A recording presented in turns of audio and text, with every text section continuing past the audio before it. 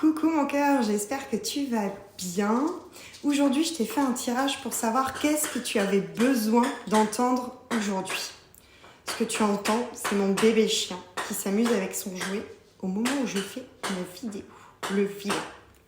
J'espère que tu m'entendras quand même. Il participe à sa manière. Alors, les cartes que j'ai eues, déjà en premier, les deux premières cartes qui sont sorties, c'est « Je suis souverain en mon royaume et la paix ».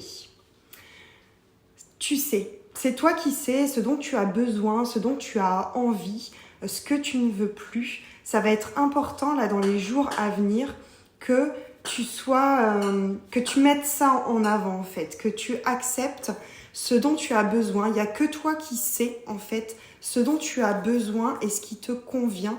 Et le fait d'être OK avec ça, ça va te permettre de retrouver beaucoup plus de sérénité et de paix. On te parle aussi d'ancrage.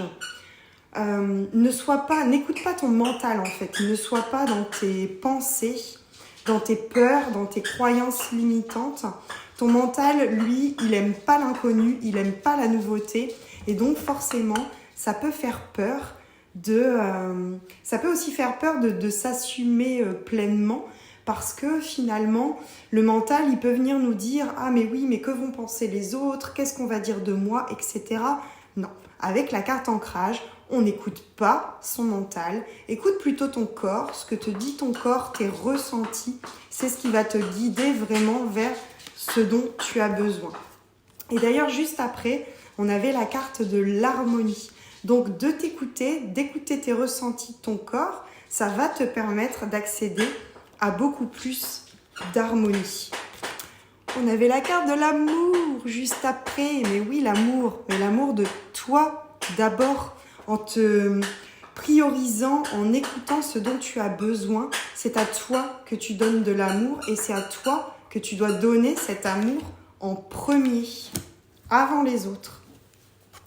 Et ensuite, c'est rigolo parce qu'on a la carte de la communication. Donc, verbalise, dis, exprime ce dont tu as besoin, ce que tu penses, comment tu vois les choses. Même si les autres ne sont pas d'accord, même si les autres ne comprennent pas, ce n'est pas grave, tu as quand même le droit de t'exprimer. Ce que tu ressens et ce que tu veux, c'est légitime. Puis pour finir, on a la carte. La connexion est meilleure dans le silence et l'enthousiasme. La connexion est meilleure dans le silence, c'est-à-dire que n'hésite pas à utiliser la méditation, à faire le calme autour de toi, le vide, pour entendre justement les messages de ton corps, les messages de ta guidance intérieure. Ce qui te procure de la joie, de l'enthousiasme, c'est parce que c'est la bonne direction, c'est parce que c'est le bon chemin.